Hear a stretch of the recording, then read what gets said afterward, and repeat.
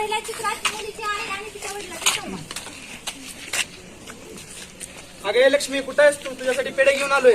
पेढे पेढे कशासाठी आणले हो? अगं तुला सांगितलं तर तू खूप खुश होशील. काय झालं? अगं मला बाजारात व्यंकट पाटील गाठ पडले होते. त्यांनी असं विचारलं की तुला एक मुलगी आहे ना? तुम्ही नाही समजले. अगं त्यांना एक मुलगा आहे आणि आपल्या मुलीचं मी लग्न जमवून आलेलं आहे. आता कसं वेळ अरे बस. आपली मुली तर 12 वर्षाचीच आहे. मी याला येऊ देणार. तुला काय कळतंय का? आता तुम्हाला शहाणपणा शिकवणार का? तुला घरी राहून काय कळतं का? बाहेरची दुनिया माहित आहे का तुला? अगं तुम्ही बाई मला त्रास देते. तू काय स्त्री होती हे. दुसऱ्या चित्रात मुलीची आजी आणि मुलीचा संवाद. हे लता इकडे तुला काहीतरी दाखवायचंय मला. हो आणि आजी. हे बघ मी तुझ्यासाठी नवीन ड्रेस आणला निवडली. हे खूप छान दिसेल तुझ्यावर. पण तुला हे पाहिजे असेल तर तुला एक काम करावं लागेल माझं. कोणतं काम आजी? तुला लग्न करावं लागेल. हो आजी. आता माझं लग्न. आजी कधी होणार माझं लग्न? अरे बाळा त्या मुलाकडचा होकार आला की तुझं लग्न होणार आहे. हो आजी. जिस उम्र में उसे किताबों के पंख लगने थे उस उम्र में उसे रिश्तों की तरह दबा दिया जा रहा था. तो आइए देखते हैं इन हालातों में कैसा होगा लता का भविष्य. तिसऱ्या चित्रात लताचं लग्न.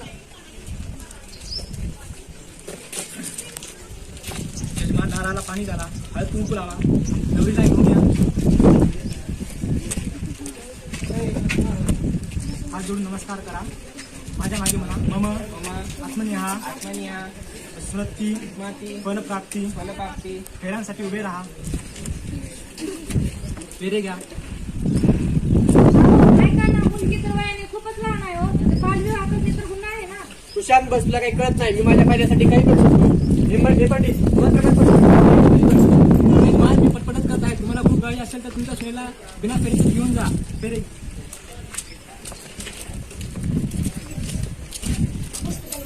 तुम्ही आता पती पत्नीच्या पवित्र बंधनामध्ये बांधले गेला आहात. विवाह संपन्न व्हा.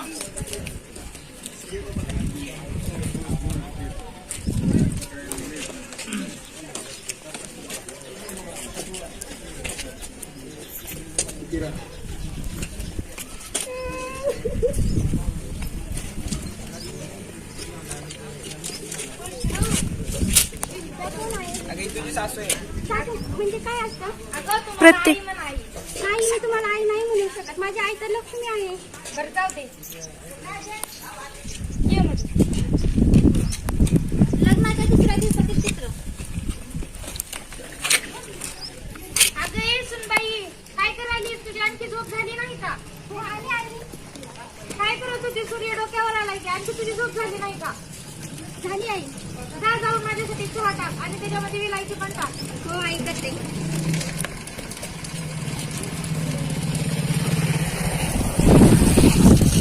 काय झालं तू सुनबाई? हा कशाचा आवाज आला? आई चहा चपातीला पडला आणि बघा माझा हात पण भाजला. जाऊ दे, तू ह्याच लायकीची आहे. तुला एक काम धड करता येत नाही. शरद इकडे ये. शरद काय झालं आई? ती बघ तुझी सून काय बोलायला लागली. तिला काहीच काम येत नाही. अगं असं बोलतेस का की माझी आई आहे, तुझी सासू आहे ना? आई आज ह्यांनी माझ्यावर हात उचलला. बघा माझ्यावर हात उचलायची काही गरज नाही. हे मी सण नाही करू शकत. का करू शकत नाही? तुझ्यासाठी कुरकुर चाललेली असते. मला नको सांगू. जा. लता ने बगावत तो कर ली, लेकिन वो एक बात भूल गई कि वो एक स्त्री है और इस समाज में स्त्री के बगावत को रिश्तों के तले मान मर्यादा करके दबा दिया जाता है. और इस समाज से मैं एक बात पूछना चाहती हूँ, क्या पुरुष एक स्त्री पर हाथ उठाए, क्या यही एक मान मर्यादा है? देखते हैं आगे.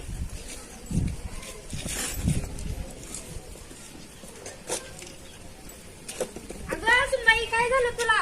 ए शरद इकडे बघीला चक्कर आली. फोन कर डॉक्टरला.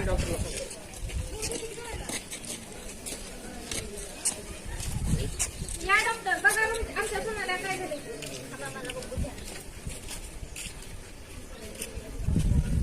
अरे ही तर खूपच लहान आहे आणि आई होणार आहे. हिचा गर्भपात करावा लागेल, नाही तर हिच्या जीवाला धोका आहे. काय गर्भपात? नाही गर्भपात कशाला? आम्हाला गवारच पाहिजे. आम्ही कसा गर्भपात करू बरे?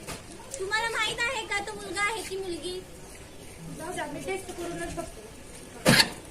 बहुए तो सबको चाहिए, लेकिन बेटियां किसी को नहीं.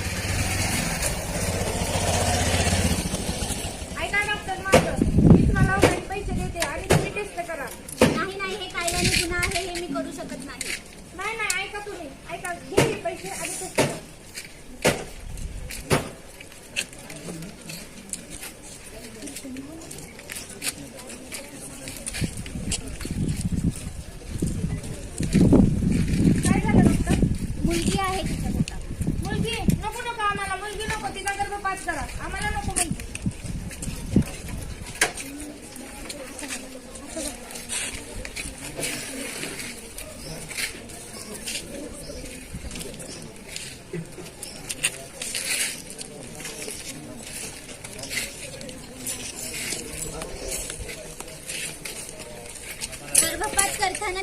मृत्यू झाला. अरे देवा, हे काय झालं? बघा तुम्ही बघितलं ना, त्या डॉक्टरनी कोणतीही टेस्ट न करता डायरेक्ट सांगितलं की तिच्या पोटामध्ये मुलगी आहे. तर त्या डॉक्टरनी फक्त हे कशासाठी केलं, तर फक्त आणि फक्त पैशासाठी. तर या समाजामध्ये असे बरेच काही लोक आहेत की ते पैसे देऊन मुलगी असेल तर गर्भपात करायला सांगतात. आणि पाहिलं ना त्याचा इफेक्ट काय झाला ते. आता बघूया मुलीची सासू काय करते ते पुढं. बघा, म्हटलं होतं ना आम्ही तिला लग्नाला काय लावून देऊ, तुम्ही माझं काय ऐकलं नाही. आता काय करायचं मग? चला आता पोलिसांकडे जाऊ. माझ्या मुलीचा तिच्या सासऱ्यांनी जीव घेतला आहे, त्यांना अटक करा. चला, काय झालं ते सांगा. काय झालं? ते आहे तिच्या सासरची. त्यांनी आमच्या मुलीचा गर्भपात करायला लावला आणि तिचा मृत्यू झाला आमच्या मुलीचा.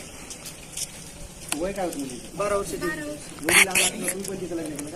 हो. तुम्हाला तरी समजायला पाहिजे ना, लहान एवढ्या लहान वयात लग्न केलं काय, तुम्हाला कळायला तर पाहिजे ना. गुन्हेगार आहात. मुलींचा नवरा, तिच्या आई वडील आणि वडील सुद्धा गुन्हेगार आहेत. या सगळ्यांना घ्या आणि घ्या ना सगळ्यांना.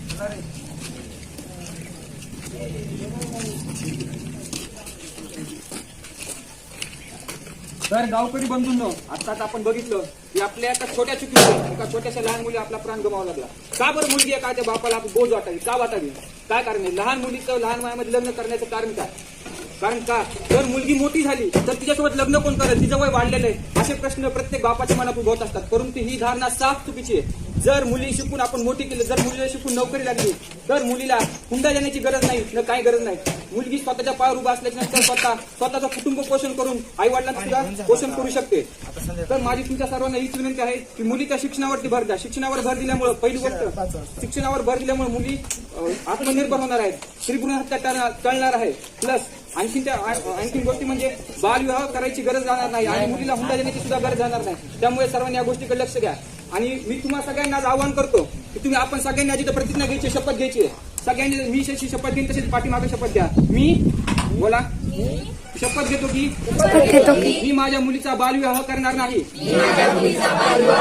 मुलाच्या लग्नामध्ये हुंडा घेणार नाही, तसंच मुलीच्या लग्नामध्ये हुंडा देणार सुद्धा नाही. धन्यवाद.